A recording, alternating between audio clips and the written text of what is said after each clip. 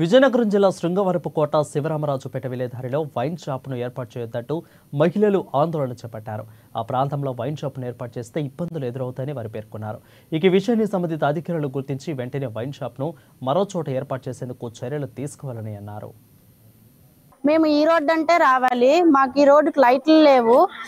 పొద్దున్న నుంచి పనులకు వెళ్తారు, ఇంకా స్కూల్ పిల్లలు ఉన్నారు, కాలేజ్ పిల్లలు ఉన్నారు. నైట్ 9, 10 కూడా అవుతుంది మేము వచ్చేటప్పటికి. పనులకి వెళ్ళాలి, ఏ టైంకి వస్తామో తెలీదు. కానీ మా ఊరు రోడ్లో ఇంత ఈ మందు షాప్ లేనప్పుడే ఈ చుట్టుపక్కల మందు తాగుతుండేవారు. ప్రతి ఒక్కరిని కామెంట్ చేస్తారు.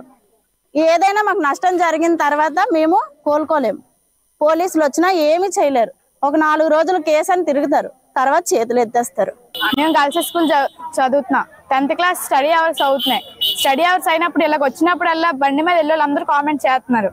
ప్రతి ఒక్క ఆడపిల్లని కూడా బండి మీద వెళ్ళినప్పుడు అందరూ మారుపేర్లు ఎట్టి పిలవడం, ఇగో అమ్మాయి నుంచి డబ్బా అని పిలవడం, అందరూ అలాగే పిలుస్తున్నారు.